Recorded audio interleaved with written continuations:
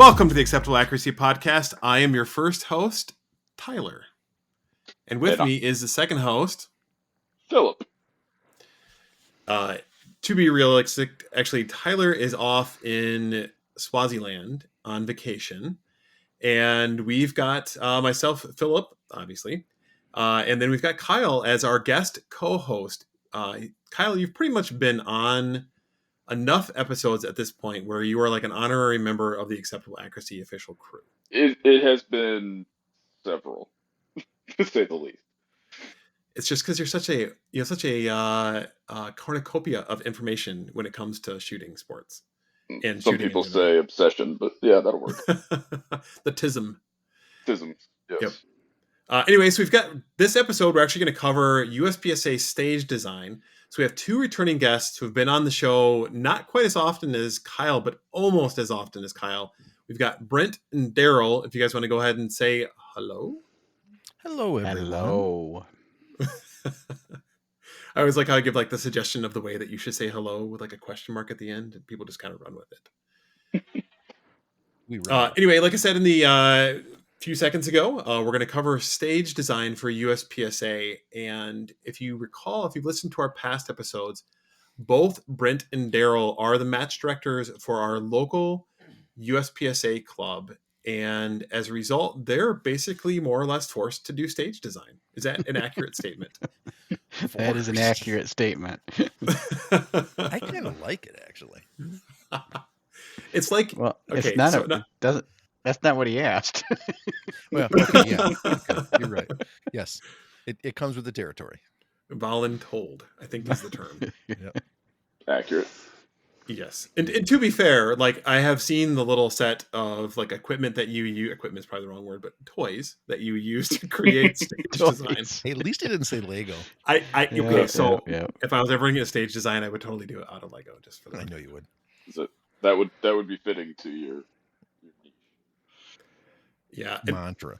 Yes. And for the record, I have been putting Hollywood in quotes around my name at work now, just because either Tyler or you guys call me that enough. It's the point that I have now adopted that for work, and I just randomly slip it into stuff, and people catch it, and they're like, "What the heck?" Is it like one of your pronouns or something?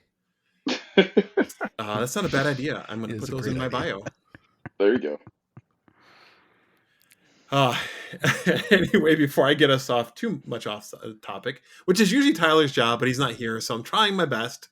Tyler, if you listen to this, we're sorry. We're sorry. Yes. We're doing our best. Not sorry. You're not sorry. So I guess the question to kick us off, as we get into the topic, other than being forced into stage design, what made both of you want to actually do stage design in the first place?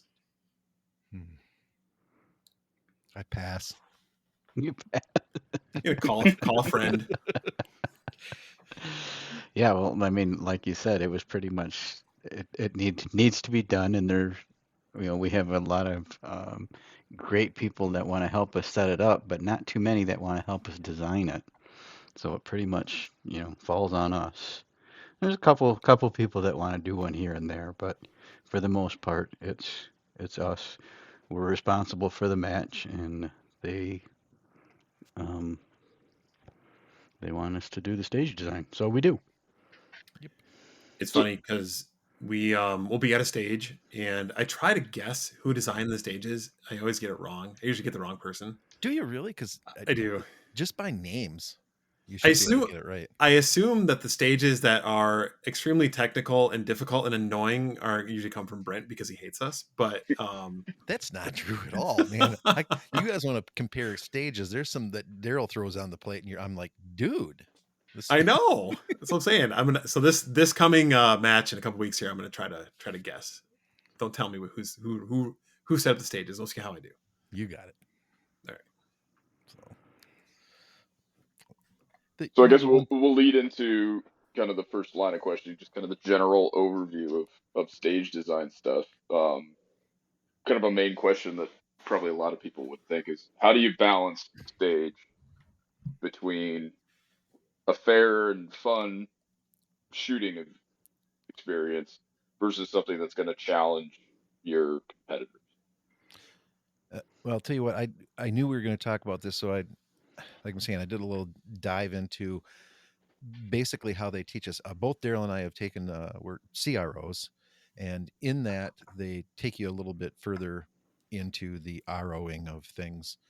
Um, Obviously, the point of USPSA is to make it a fair stage for everyone, which is, I tell you what, it's pretty difficult to do sometimes when you got somebody shooting PCC and somebody shooting a single stack 45, you know. But you want it to be fun for everybody. That's the biggest thing, especially at a club match. That's kind of what this is all about, you know. The nice thing about it is the rules set some really easy things: safety, quality, balance, diversity, freestyle, uh, difficulty, challenge, and scenarios and stage props. And each one of those things, if you follow what those, it's a small, like maybe 2 lines of definition behind those. And if you follow that stuff, it's actually pretty easy to do. And of course, top of the line, there's safety. That's, um, I'll tell you, one of the things that I don't know how to toot Daryl's horn with this, but Daryl is really, really good at looking at stuff and saying, this is right. He makes it so it's right on the edge of, um, that sounded really bad. It's always safe, and but yet it can be really challenging. You know what I'm saying? And sometimes where Phil's explanation of, sometimes I think Daryl, his are technical. He can get really technical with his stage layout, and um, but make it really fun. And it's kind of like on the edge of, man, I got to really work at this, you know. And then a lot of times, I'll come up with these hoser stages, and they're like, "Well, that was a great stage." I said, "Yeah, because you shot it in like 4 seconds because it was a hoser stage, you know." and I and you feel got like to a have those GM. too. Yeah, but you have to have those too. We have to have Yes. all that stuff. So that's kind of a big answer on it. But one of the things that I love, the quality one right here, says the value of USPSA match is determined by the quality of challenge presented of a course design. Course of fire must be designed primarily to test the competitor's USPSA shooting skills, not their physical abilities. And every once in a while, you get someplace where it's like, man, this is quite a run. And you got to move really hard and fast. Hey, look, uh, Eugene from our club. What is he? Mm-hmm. 72 years old, something like that. And then guys that have, like, even like Dave Smith, he's got the replaced knees and a hip and a shoulder and all that stuff. So trying to make it so that it challenges dudes like Kyle and Tyler, but yet still us old guys can do it. That More makes sense. running. Yeah. I like the running. I don't mind the running either. I don't like the low ports though. You can keep those. That's why our ports are up and down, Phil. I know. I Most appreciate most that. most ports are actually a cutout in the middle of a port, so it's not high and low. Like if you go to the Nationals, there will be probably like a, I don't know, 18-inch square right in the middle, as opposed to straight up and down like ours are. It's funny because now that you pointed that out, I do recall seeing that, like watching some of the Nationals footage, and then it just really registered in my brain that we don't really do that at USPSA at South Kent. So I do appreciate that. But I'm thinking of, there was one stage that I think you and I shot, Brent. I forget where it was, but you had to like dive at the end of the stage and like literally go prone in order to shoot the rest of the stage. Mm-hmm. Yeah, I forget they who do did that that. Oh, in the there was nationals a stage quite a at bit. Nationals Yeah. that you Yeah. literally Yep. shot what, half of that stage prone Yep. through a Eee. 1.5 by 2 foot port. Yep. Yep. Ever since we Sadie. started this, I've wanted to do a Cooper tunnel, but I Oh just yeah. can't really do it because of the distinguished senior group. Okay, so I have a question on that. Because a lot of times with USPSA stages, they like options. What if you had the ability to create a Cooper tunnel that would potentially allow somebody to shortcut the time on the stage, but then have to go through a Cooper tunnel, and then you could also make a like an alternate path? Maybe getting too complex here, and I'm thinking like Maze Runner style, but you That make an alternate is path where you didn't have to. that is a possibility, and it's, I believe it's even spelled out in the rules that you can do It that. is. Yep. That's cool. Um, Hmm. There's a lot of leeway in the level 1 matches, you know. Yeah. And, back to what, you talked about that lay down thing, going prone. Uh, Last nationals, Phil, which all three of Kyle, Daryl, and I shot, they made it really nice. It was a carpeted, like wooden lay down, which was Elevated great. platform. Yeah. Yeah. So Until it rained. until it rained and everything on that thing soaking wet. Well, it wouldn't be a nationals in Ohio if it didn't pour in Oh no. 2 days of this. And it actually was not that bad this year, but I know this isn't about nationals, so what can I say? But no, that's actually something that we were looking into when Kyle and I were preparing for this episode. Were some of the differences? You brought them up already around like a level 1 match versus a national level match. Personally, I typically like local matches because you get a lot more creativity is probably the wrong word, but you get more leeway into the way that a stage is run because you're always, I'm sure you guys are always trying to work out about competitive equity and make sure that things are resettable to the same level, but I think you get a little bit more leeway when it comes to like a local, level 1 match when you're creating a stage. Because then you can do more spinners, you can do more plate racks, that kind of stuff that, again, maybe a little bit hard to reset exactly back to 0. Correct. Yep, definitely. And then that's our goal is to give everybody the same shot at all of that stuff. So now that you've done this and we're going to talk about this stuff, just look out because I know Daryl's brain is spinning already. I can see it from my house about this Cooper tunnel thing. So just be ready and expect a prone shoot. Okay. That's fine. And So leading into that, Daryl, since Brent answered the last question, talking about various skill levels, especially at like a level 1 match versus like a national level match, what are some things that you put into place to account for those varying skill levels, or even just division differences for PCC versus single stack, things like that?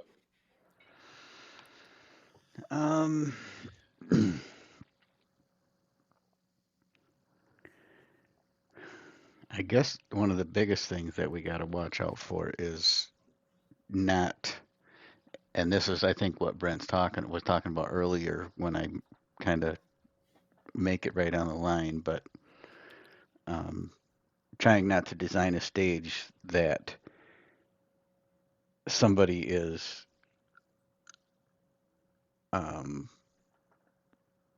prone to break the 180 on because they're following a wall or something that goes the wrong direction. I'm not saying this very well, but I mean I like stages that you start up front and have to come back on, but that's not always a good thing for a first shooter to start on. Yeah, absolutely. I mean, So there's a lot of things that I mean, like you said at the beginning, you can't test the really good shooters and not make it difficult for the newer shooters. Yeah. So your safety considerations and your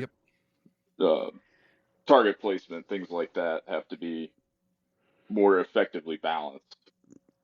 Yep. In that case, do you let's say when you have an uprange start, right? Is that what it's called?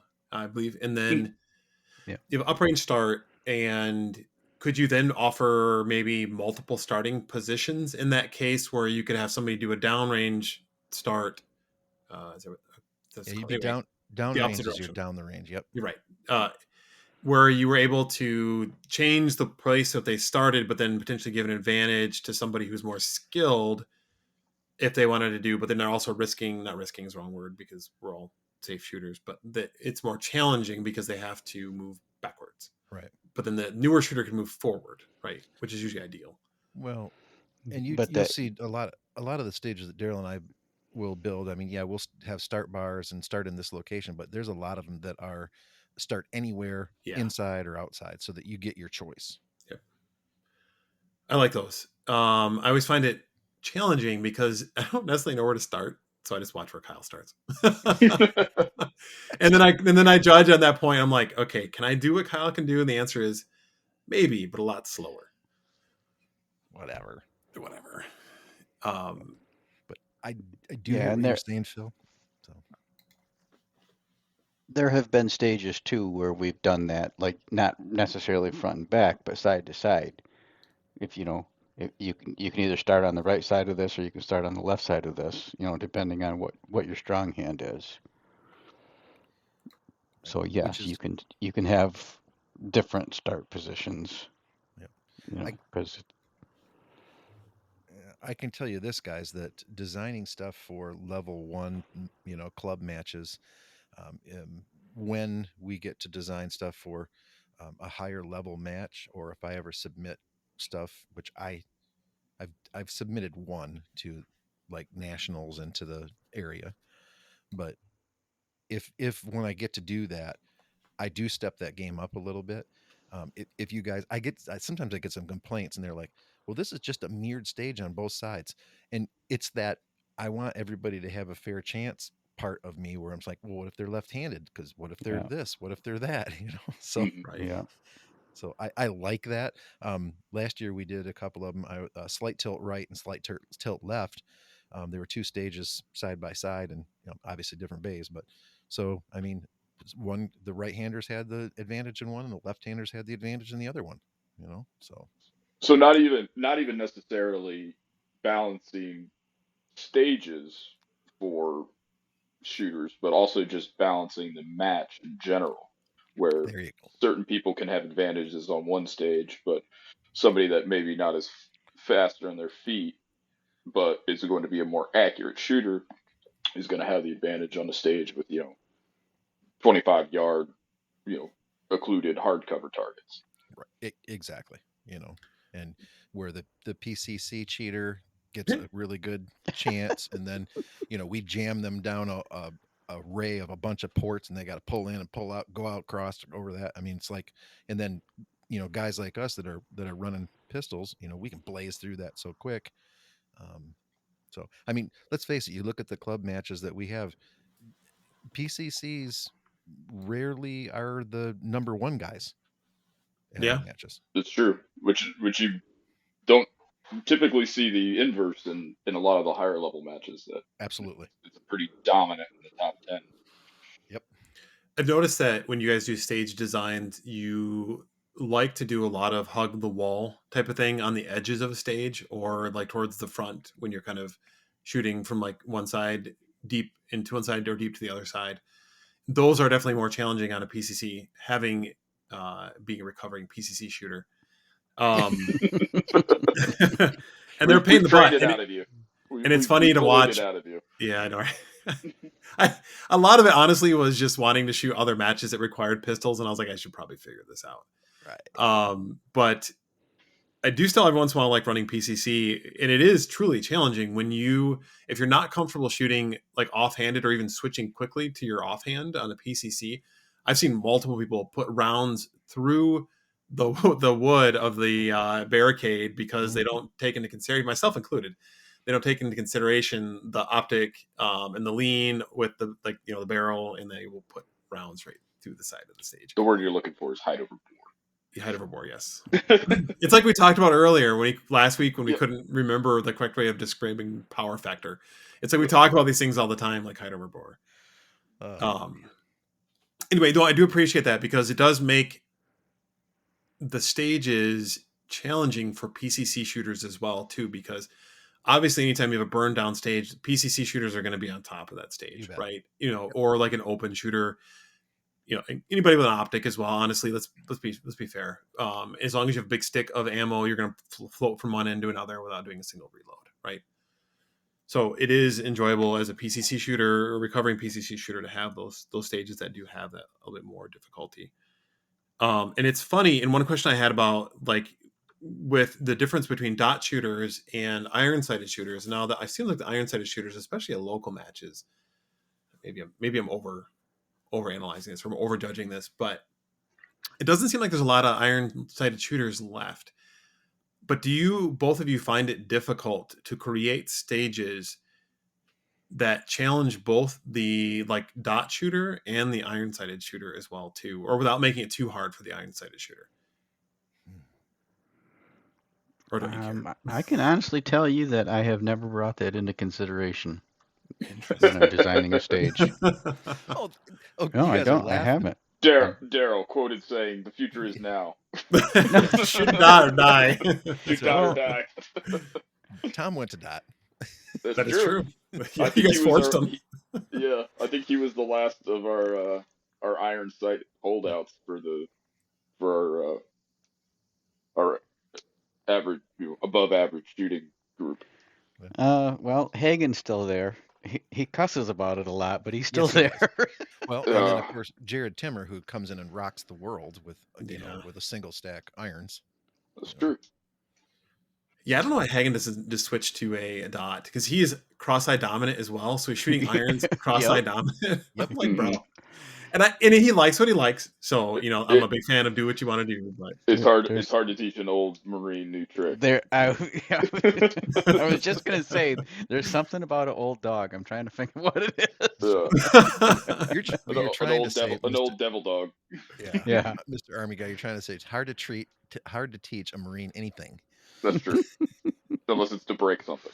That's right. Well, yeah, they're good at that. The right way to eat crayons. Hey, man, they're good. You put a little sauce on them. What can I say? But like you're asked about that, I think it's because of the divisions. We set something up, and yeah, that might be a lot harder. Maybe sight alignment. It might have to slow down and check your trigger press when you're shooting irons on something that's got a no shoot stacked on it. But because they are shooting in that division, they're gonna be stacked up against the guys that are all doing that, and not us dudes, blazing a red dot that can can stack those up pretty good. So yeah, I don't take that into consideration either. I think you, I won't say this because maybe you guys are going to ask the question. So move on. No, bring it up by all means. Yeah, go ahead. If we forget to bring it up, we don't bring it up. I'll be sad, and I'll always wonder what you were going to. So for me, and I can't speak for Daryl. He'll go on and off with this, but one of the hardest things that we do in this build a stage thing is this whole 8-round maximum from reveal. It's hard sometimes to get that straightened out. Sometimes we build this stage, we put it on the ground, we're like, well, crap, I can shoot 12 targets from this spot. Yep. So you start sticking walls up and standing barrels up to break up the barricade. And there are some people that have a trying to say this nicely. They go, well, you can shoot you can shoot more than 8 rounds right here. I said, but the rules allow us, if you can shoot that target from another place, you can do that if you can get to that. So then Right. it's shooter's choice. We You get into don't. that free. You don't have to shoot those 8 rounds from there. Correct. And that's one of the ways that, Daryl and that whole spinning star of death thing that he did to us last year that that's rotated 14 times on me before I hit it. That's how he got away with that. And honestly, I think that's kind of cool though. And I know it makes it more challenging for the stage designers, but for those who may have a bigger magazine that want to just like stand there and just go at it, because it's like, it's fun to be able to engage a bunch of targets from one spot, right? Let's be honest. Doesn't matter who you are, you like doing it. But then again, with the single stack shooters, being able to have them engage it from one location and then move to another while making a reload and then having another set of targets that they have to engage anyway from that spot is pretty sweet. Exactly. And that's what we're talking about. So that's probably the hardest thing that you do when you're putting all your little, pieces together on the board and you're going, okay, well, can I, oh yeah, but I can get it over here. But that's the hardest thing I do anyway. It's the toughest thing that I do.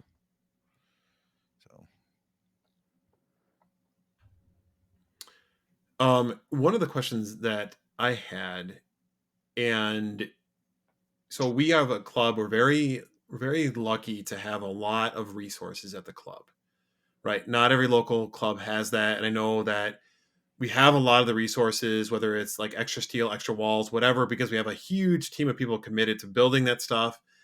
We've had state matches here before. We run both IDPA and USPSA, which tends to double the amount of resources that you have. For both Daryl and Brent, when you guys have all these resources available to you, how do you continue to like innovate, right? Like we have like the multiple spinning star of death, right? Which we all love and is fantastic.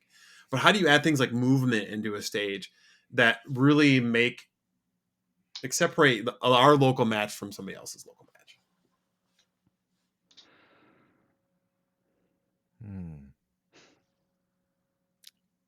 Hitting you with the deep thinking questions tonight. Yeah. Well, I guess the thought on that is, so how many have you guys shot other places?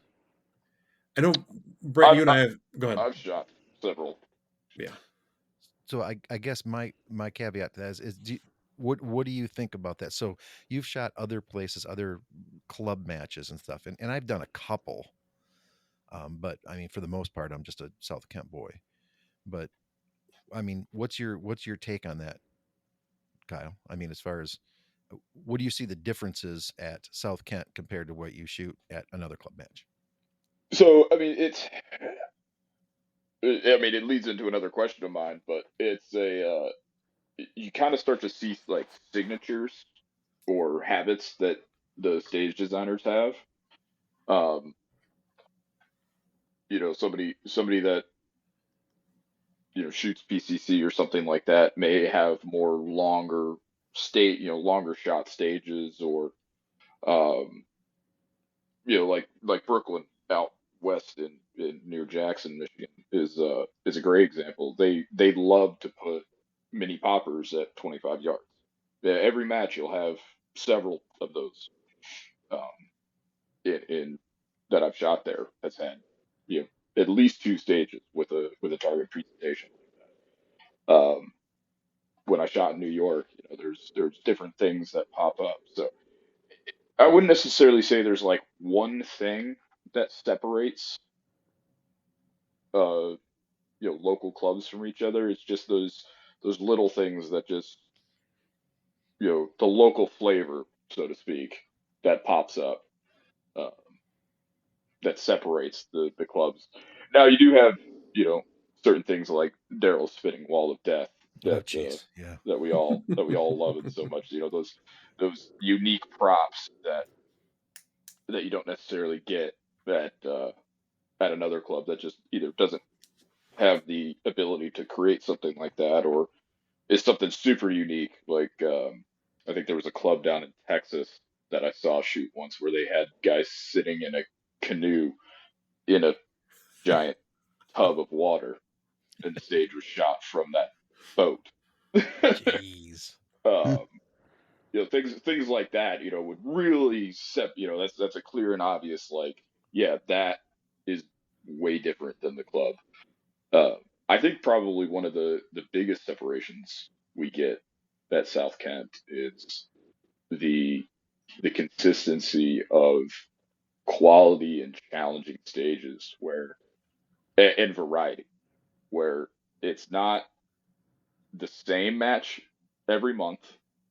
It's familiar enough that it's comfortable, but not so familiar that it becomes repetitive uh, and boring, where you're not seeing the same kind of thing every single time. Where it's like, oh, another L-shaped wall with 12 targets and two steel poppers located in the same place. Just A wait little till bit of March, buddy. differences here and there. All So, L-shaped walls. so Phil, Yeah. what your question was about movement.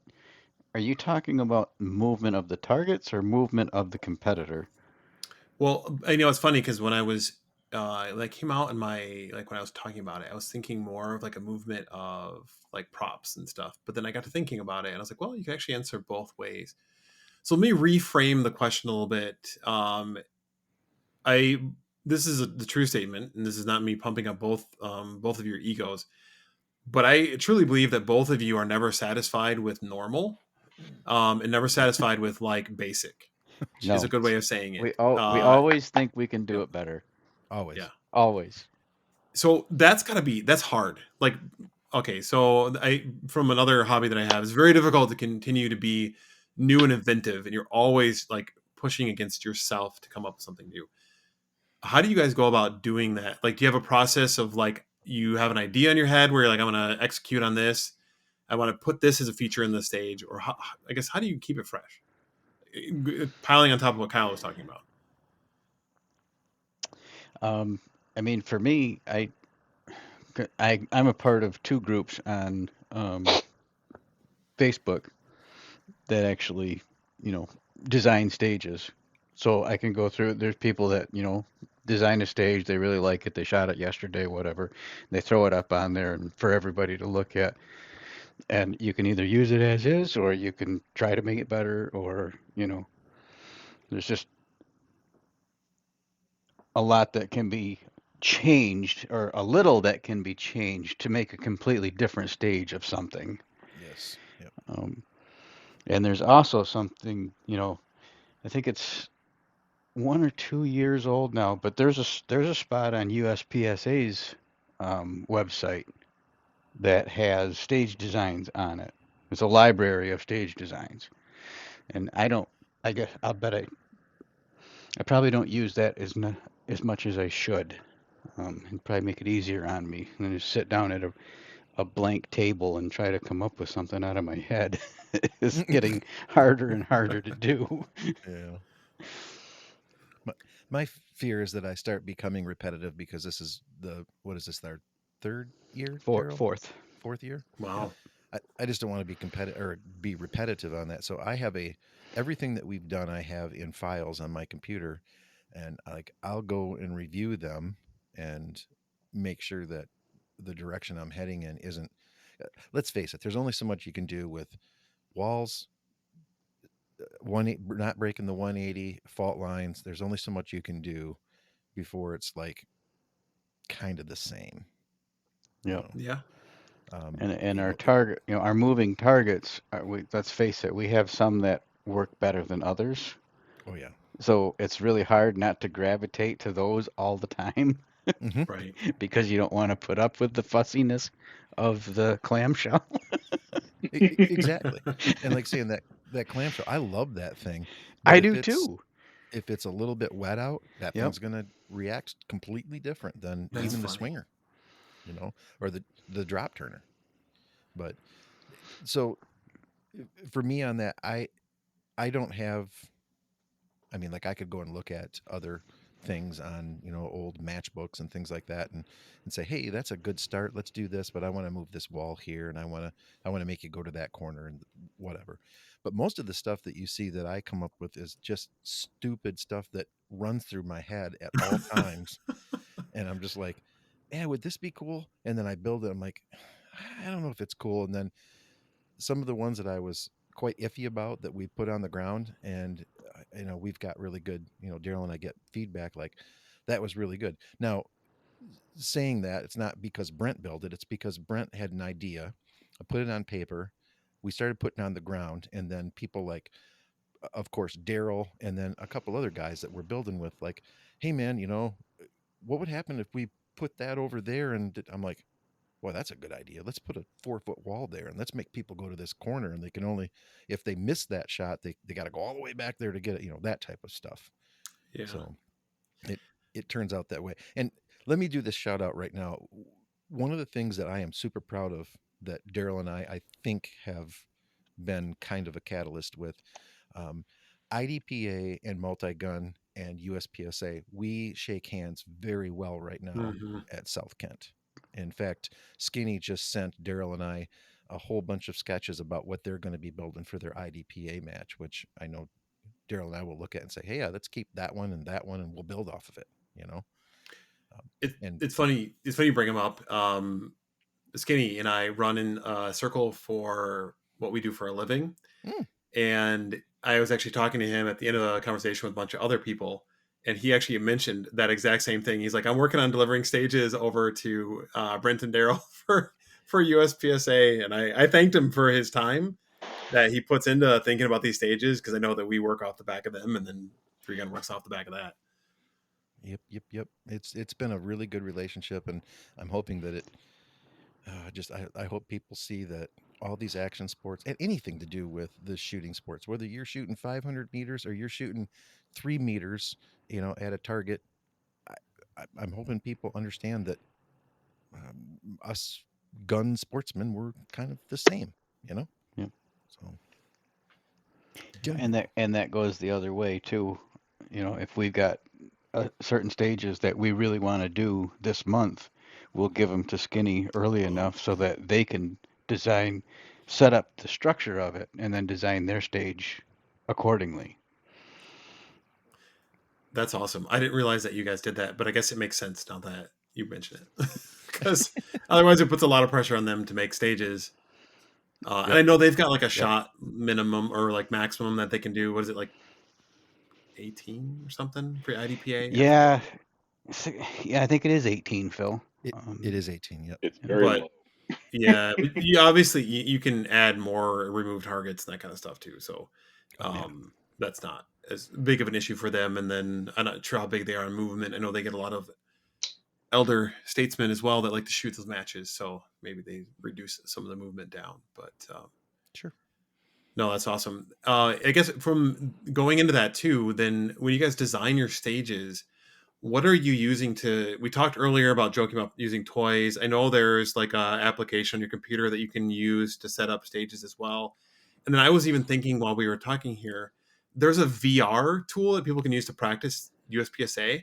But I almost wonder if you could also use it to practice stage design.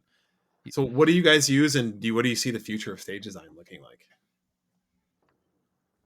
Right now we use the 3D stage builder kit, which is basically it's a set of toys, you know.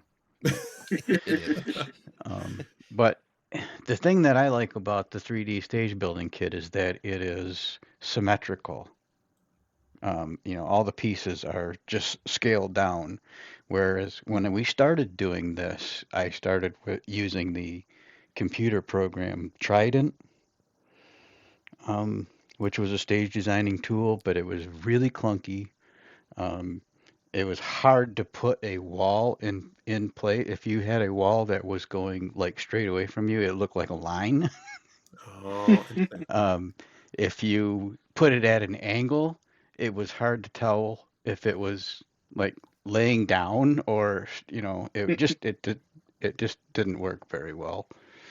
And I think Skinny still uses it. A lot of the stuff that we get coming from IDPA is on that format, and it's just it's a hard thing to visualize looking at a piece of paper. Yeah.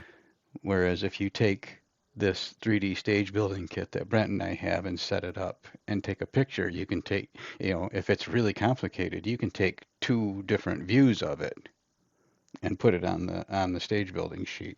We haven't had to do that, but it's a lot easier to look at it and get a feel for what size it is and um, what I mean. As long as you're taking your picture from a little bit of an upper angle, nothing's being hidden by anything. You can pretty much tell where everything is and have a pretty good idea of the footprint that stage is going to need, the size of the bay. Right. And yes, there are other ones that I have tried to get into, and for somebody that's more computer savvy, they probably work great, but it wasn't for me. There is a new software that is designed by by a USPSA shooter who's very knowledgeable in the let's say the computer arts, and it's really cool, and it literally you can walk through the stage with it and stuff like that. I'm with Daryl on this, setting those pieces up, and literally if I have to hold my camera down through there and look at where I'm standing in the fault lines, can I see that target and all those things, it works out fantastic.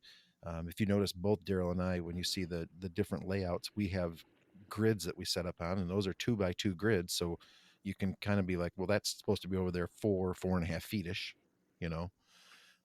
So when you look at those layouts that we put in our books, um, and that's another thing that we've done. We've brought to the club matches. Daryl and I come ready on a Friday with what we want to build. And usually over the course of the week, we have shared that with the setup crew, with the gearheads there at, they call themselves the Geezer Squad. I hate it, but whatever. I Yeah, I'm love it. definitely the youngest person there, but We're right.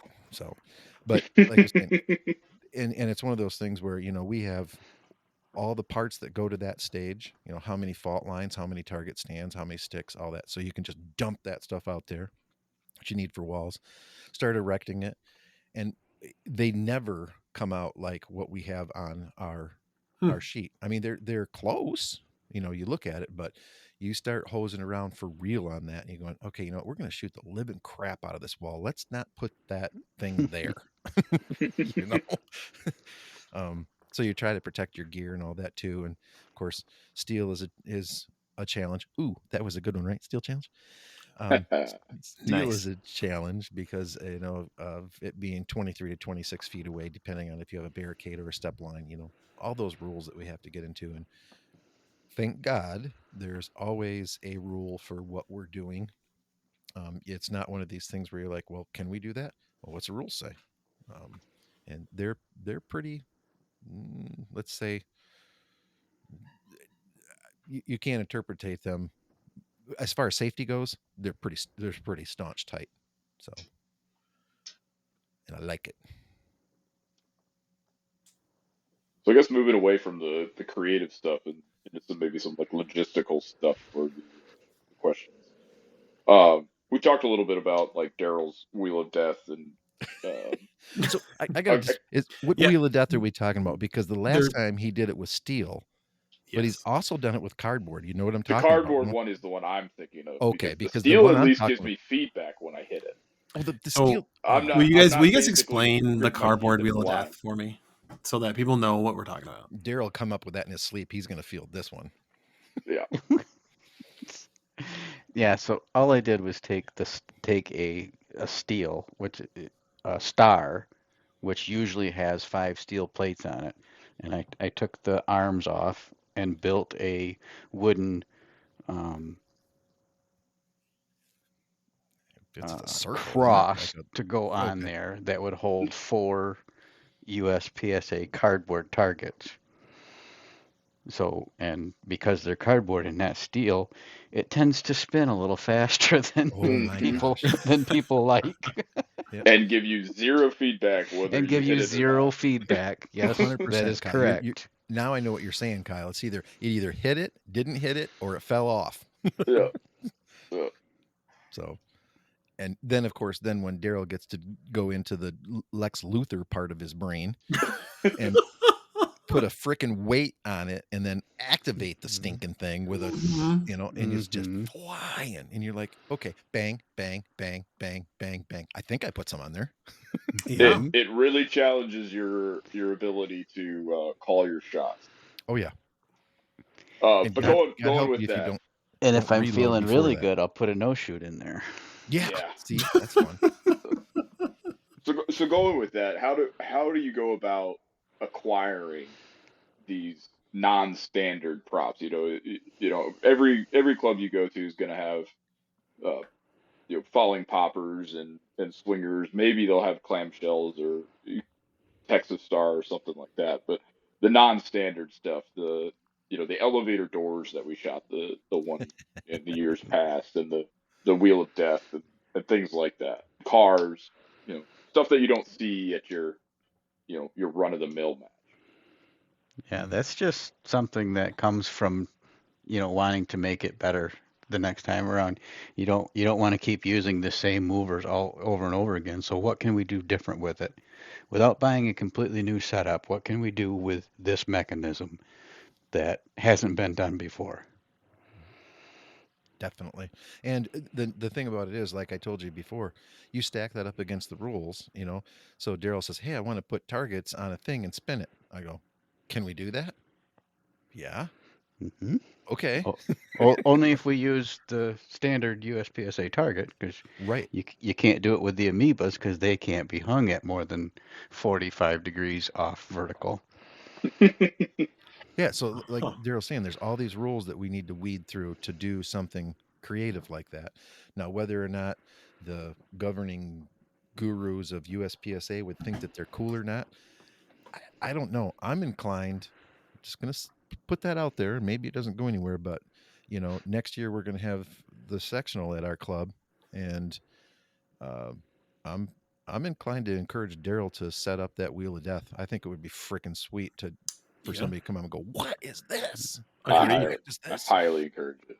I You do gotta put spice into your match that is gonna make people be like, dude, this was worth it coming out here. And I think we've done it enough already to know that it's repeatable. Oh yeah. totally. Mm-hmm. I We've don't had have a great problem luck with that. with the exception of if we have to bag it because there's rain, and then that's what Well, sucks about it. but there again, we've come up with ways to get around that. I don't remember where we were. If we were going to do that, we would probably build a structure with a tarp over it so that the targets, you don't bag the targets, but you keep the rain off them. Right. And at one of the things that Daryl and I got to experience at nationals on the stage we were working on is we had a mover that had a waterproof target on it. We never bagged it. We used special pasters on it and stuff like that, and that thing reacted the same whether it was rain, shine. It didn't matter. No, it didn't. Those pasters weren't ideal. No, they were. but it did work. We made it through the match with it. Yep. But and like Daryl's saying, where were we at where we saw like covers over? We were at Area 5. I think it was Area 5. Yeah. Yeah. Mm-hmm. So they built like little sheds over the top of moving targets so that you didn't have to bag them. So it was a great idea. No, and I like that kind of thinking too, where it pushes the sport forward. We talked a lot about last episode about technology pushing the sport forward, but I think more challenging is pushing stage design forward because, to your guys' point earlier, there's not a lot you can do to make things different, and it's a lot of work to create creative stages. I'm sure that people will make people want to come back over and over again. No, I just come back because I like hanging out with you guys. Yeah, right. Well, and like saying, we've got these rules. I mean, what do Daryl and I build? We build a short course, a medium course, or a long course. Those are our three choices. And that's the other thing too, is like I feel like a lot of stage designers feel the need to have every course of fire be 32 rounds. I don't think that you need that. I think competitors like, short courses just as much as they like long courses because it's faster and that's okay. And people like to whip through stages, or you put the targets spaced out more. I think of like the desert, right? Where you've got more space to put out your targets and whatnot and make it, more of a lower hit factor stage just because you're moving a lot more. Right. The hard part about that, Phil, is you want especially if we're doing a level 2 or higher match where you've got 200, 250 competitors.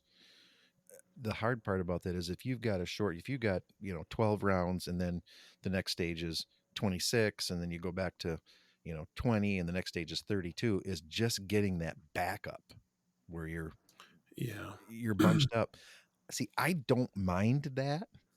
And like I tell you guys all the time, sit down, talk to your neighbors, have something to drink, have a snack, go pee. Right. It's like a break time. So I don't mind that, but a lot of competitors get like, they don't like it.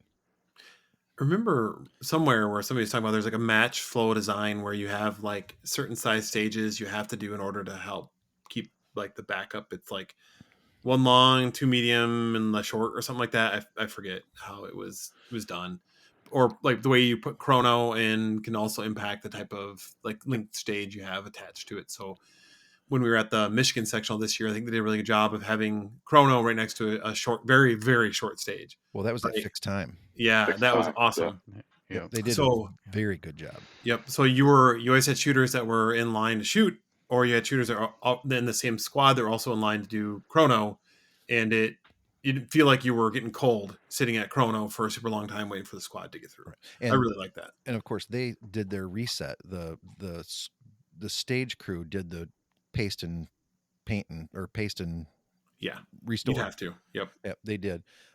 So the actual stage that Daryl and I were at Nationals last year was affiliated with Chrono, and That's cool. it was.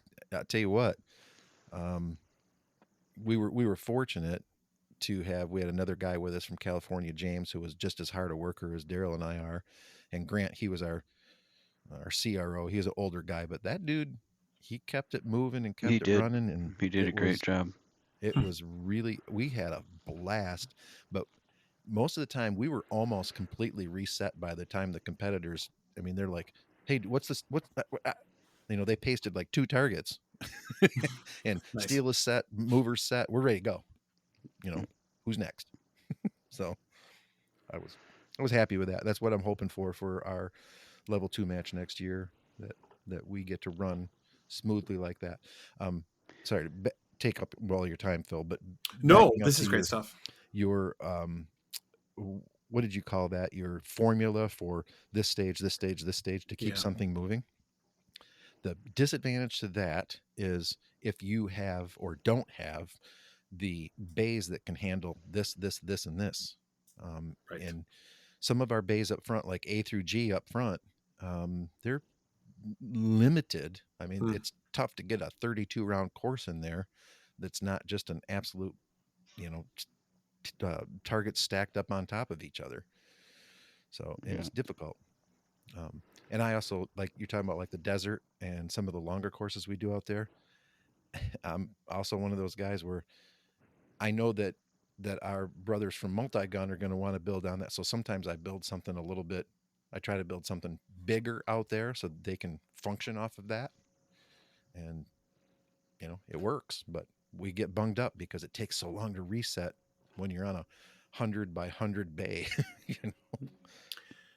Yeah, and especially for the long shots too. A lot of times you want to put poppers out there, and then somebody's got to run out to reset them, right? Just because it does add challenge, and I think people, they complain, myself included, but they like taking those long popper shots. And there's something about breaking a shot at distance and hitting steel. I don't know what it is. It just activates the monkey brain inside my head. I don't know. Yeah. And the reality of the whole, trying to design a match that runs smoothly and doesn't get bunged up at some point. And we always have that in the back of our minds because we don't want to have backups. But on a even for sectional, last year with 10 stages, that's not really a huge deal. Certainly not as much as it is getting into the level 3 and 4 and national matches where you've got 20 stages. Yeah, it's a lot. I couldn't imagine having that many stages run, like constantly, because the amount of like support structure you need behind that is astronomical. I know that obviously it's national, so they build a lot of that support structure around it to help things with like stage reset, stage design, those kind of things. But yeah, I guess I have got one kind of last-ish question and then like a follow-up. And then I'm sure Kyle's probably got another question he wants to end with as well. We've talked a lot about stage design and the logistics behind stage design, how you come up with stage design. But when in the back of both of you, the back of your minds, what are you always like thinking of to make the stages fun? Because in the end of the day, like obviously you have to make sure you're following all the rules. You have to make sure that it's safe. But like you guys do a really good job of making the stages like fun and interesting every time we go there. So what are you kind of thinking of to make those stages fun? What would Phil like? Not memorization stages, I'll tell you that much. Blame Daryl for that. I don't know, Daryl. What do you think? What's Well, it goes back to wanting to do it better, wanting to give you a fresh match and not do the same thing.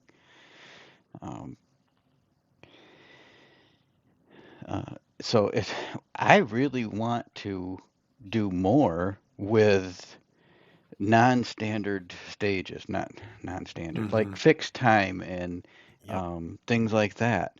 But when you're running a level 1 match where you don't have certified ROs that are manning the stage, that's really hard to do because not everybody knows how to score that stuff. Yeah. And I wish we could get to the point where we could do that. And because I think that, not only do I want the matches to be fun, but I want them to get our people ready for the level 2. I want them to get, I want our matches to get our people ready for a level 3. I want them to be able to go to nationals and, have somebody look at me and say, "Where do you normally shoot?" I I I probably I think shouldn't. that's a I great. probably I think that's a shouldn't great say this. mentality. Yeah. I don't want one of our people, one of our shooters, to go down to nationals and get DQ'd for gunning up in the parking lot. There you go. Mhm. Yeah, that's a good call out. You guys do a really good job of treating a level 1 like a level 2 and above, while also giving like understanding, right? Like obviously there's some non-negotiable rules, like gunning up in a parking lot. Yeah. But you have the ability to bring new shooters into the sport, or people that are less familiar, introducing them to new and challenging concepts, but doing so in a way that's safe. That is really hard to do. It is very hard. Yeah. And I like that And call out, and I appreciate that you guys do that work. Well, and that's always been the thing with Daryl and I is get ready to go to bigger matches. But I think that by doing that, that's what makes our stages fun. Does that make sense? Because we're pushing that sure. envelope. Yeah. Yeah. And I'll tell you what, I don't know. Well, Kyle's a different animal when that comes to that. But I know there's been a couple of people that have gone to, like go to Area 5 or to sectional or whatever. And I know all of us kind of, well, not all of us, a bunch of us kind of, screwed the pooch on the sectional over at Oak Hill last year. But just a little bit. But like I was saying, looking at that, the reason that we were all shocked is because there was nothing there that we hadn't seen before, or that we haven't shot before, that we haven't done before, that we haven't had to think through before. And that's kind of what we want to do. And when you guys say like follow the rules and stuff, do you guys listen to the NROI podcast at all? I don't have a problem going to sleep at night, so no. Okay. Okay. You can say it all you want, but like I'm saying, there's things on there that you learn, and one of the things that they are constantly harping on is if we don't have clubs following the rules, like, hey, you don't have to go to a safe area to put your firearm on. Well, guess what? You just paid $400 to go to nationals, and you're driving home because you put your gun on in your trunk. Well, they let me do that at the club. That's what you'll hear Troy and Jody and Kevin complain about that on that podcast all the time. Well, if you're not doing it right at the club level, you're not going to do it right at the next level or the next level. And that's where we're at. Daryl, I'll tell you what, I would love to do a fixed time stage, and I will volunteer if and when we decide to do that, whatever month we decide to do that, I will RO that stage so that we can run a fixed time stage and well, get people through. we're going to have to, because I certainly want to have at least one of them in the section next year, and we need some.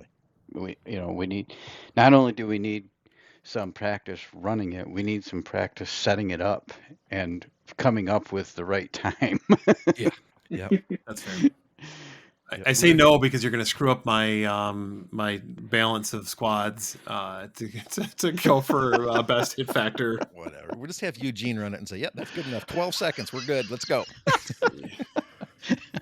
How come everybody got a grandmaster score on this one? Exactly. Right. That works, man. So, it's funny you guys were talking about the backing up. I was looking for it in the rules, and 118 scenarios and stages. The use of scenarios and responsible stage props is encouraged. Care must be exercised, however, to avoid unrealistic, non-shooting requirements that detract from the shooting challenge and/or may expose competitors to potentially unsafe conditions. They want us to push the envelope on this, thus the spinning star of death or hate or whatever we're going to call it. I got to come up with a better name than that. I'm just going to call it Daryl, I hate you. Daryl's Doom. Daryl's Doom. I like it. Daryl's Doom. The Daryl's Doom Wheel or whatever. Yeah, there you go. Even better. No. But I love it because it pushes that thing, and you know what? Everybody can shoot it. It's just whether you do it well or not, and you haven't seen it before. But I mean, it's good. Maybe we should put steel behind it, so every time you shoot, you hear steel. And I was then thinking about Kyle that. will be happy. Yeah, I I'll be I thrilled. I still think I think it was you guys in one stage where you had like there was a steel target that you had to shoot in the middle. I think it like bobbed up and down or something, and there were two steel targets on the side, and they were painted black. You saw you had to hit the one in the middle, but you would hear the ding. And you're like, oh, I got it, and you're like, Yep, no, I hit the one plate on the side. did not. Yep. Terrible.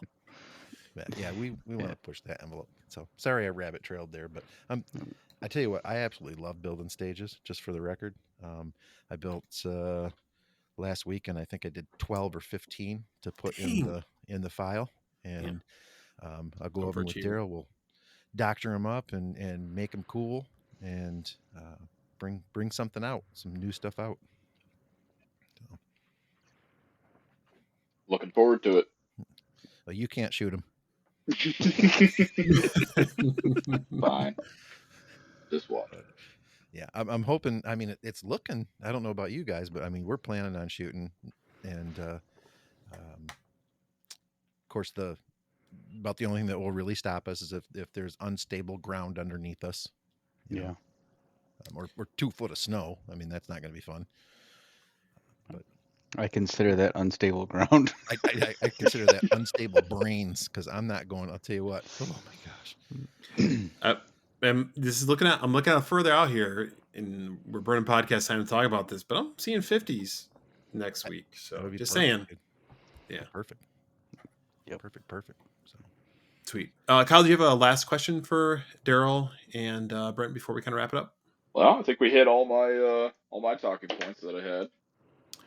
Nice. The one last question I have is for Brent and Daryl. If you want to get started in stage design, where is like the best place to get going? The setup crew.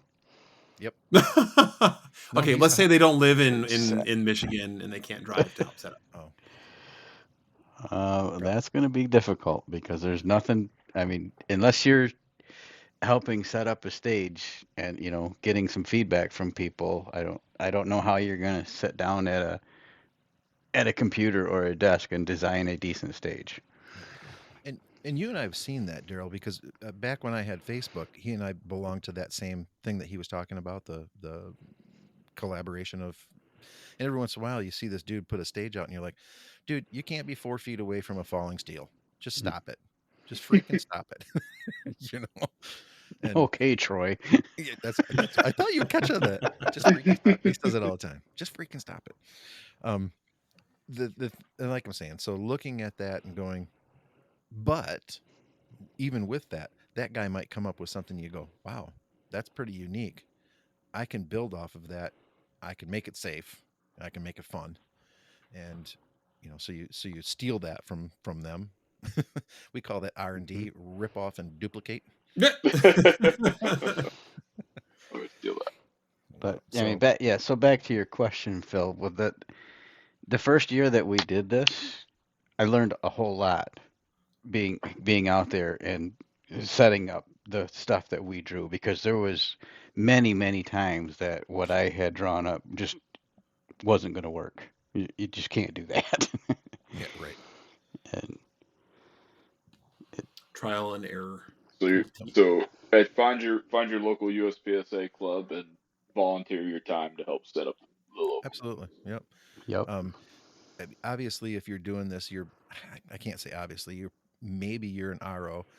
I do like the CRO class. They do touch on that type of stuff. They get you into the thought process of that a little bit further than just keeping something, obviously our whole goal is to keep the range safe for everybody.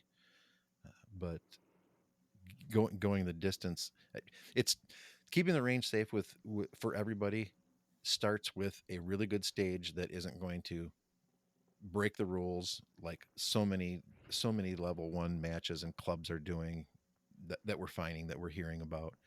They're doing this, they're saying it's a USPSA match, but it's not, because they're not following those rules. And I don't know if you noticed or not, but my friend Daryl, he's a rule follower. I thought that was my job. Oh, I think Daryl's a better rule follower than you. He Stickler. doesn't like the rules. That's fair. Some of them, not stage, but like in life. But Yeah. it's good. I love it. It's one of my favorite parts about being a match director.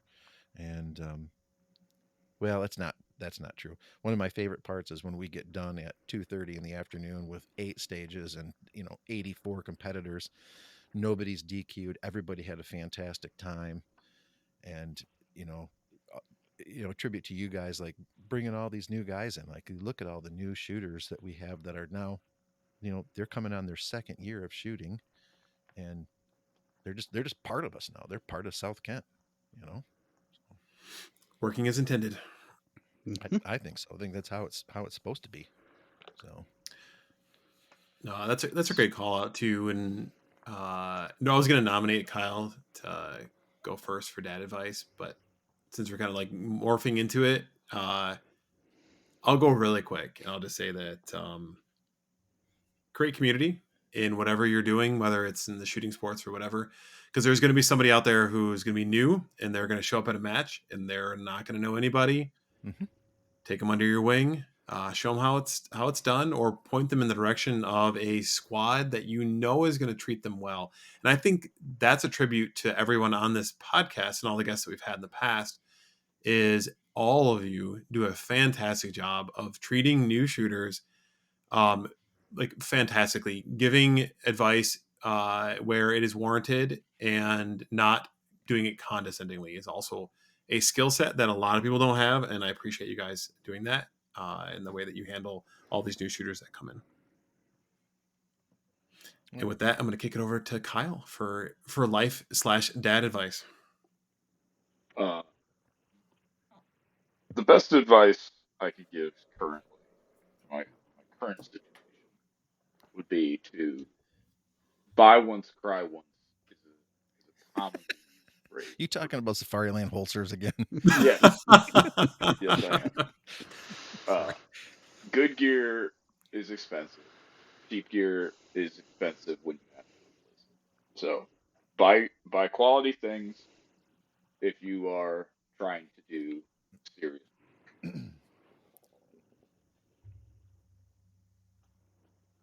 That's a great. I agree. Yeah. That's a great call. And it's tough. And obviously budgets make things difficult. And there are certain items within certain categories where certain firearm manufacturers or holster manufacturers are punching above the belt of their cost, right? And it's hard to discover those. So ask other competitors what works.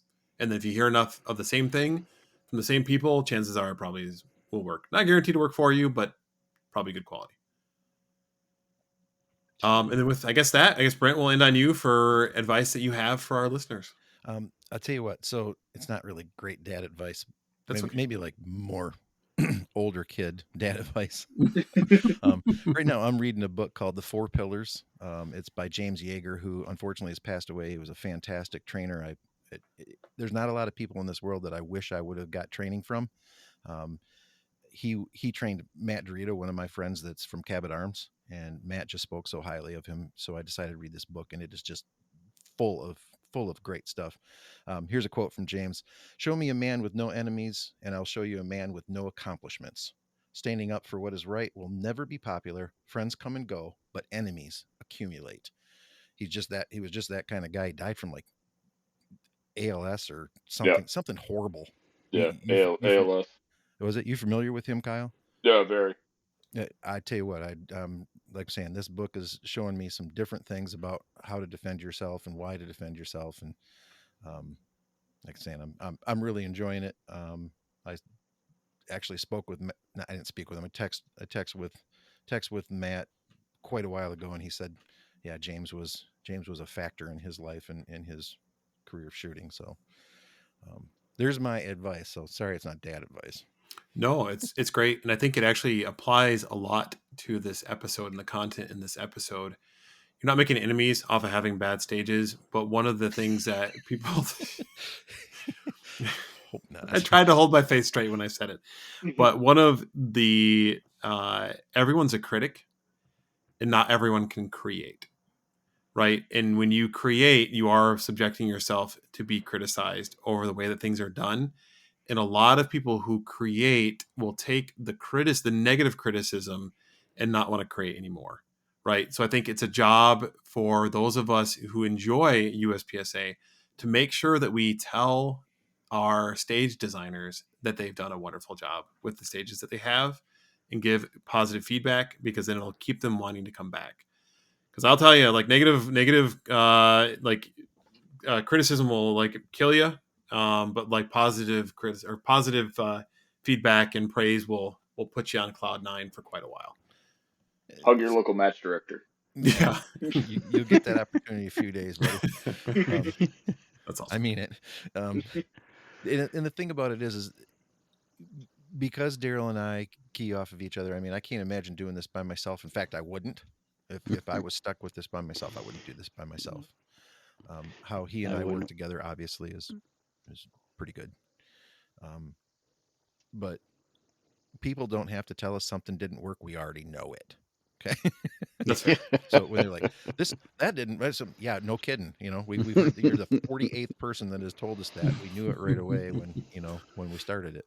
So we know that hopefully we don't have too many of those. But I'll tell you what, and this sounds bad, but when I get somebody, and I was so appreciative to him, but Joe would come up and shoot with, have anybody seen him in a while? Been a while. Okay. No. I'm hoping he's back around. I know he had a young baby and stuff like that, but he'd come to Daryl and I and say, dude, if I this, and we're like, oh crap, didn't see that, Mm-hmm. So and that's part of it. And I don't take that as that I didn't do my job. I just didn't. How do I say that? There's always room for improvement. Daryl and I are going to try to improve more and more and more and more. And hopefully when we have this level 2 match next year, you're going to see some really cool stuff. And we're going to be able to treat people like South Kent treats people, like we were just talking about, where they come in and they're not only treated well, but it's going to be fun, and the community is going to be good. It's going to be safe, and we'll have a fantastic match. So awesome. Great podcast episode. I appreciate everyone for coming on. Kyle, appreciate you co-hosting in the absence of Tyler being out. Absolutely. Wherever he is, Mars. I don't know where he's at. Close, yeah. I know where he is, but I'm just making stuff up. He's on a Tesla. He's on a Segway, okay? Oh yeah, probably. Yeah. With a helmet. Probably. And no gun or knife. I know. Or He's actually messaged me and he's like, dude, I feel naked. I'm like, I don't want to hear your state of your clothing right now, buddy. All right. And then he qualified it by saying he has no defensive tools on him whatsoever, other than the fact that he's like ripped. Yeah. Anyway, and then Brent and Deryl, thanks for hopping on again and covering a difficult subject to cover, because a lot of stages obviously being very visual, right? Because you shoot through the stages. Again, appreciate you guys joining us.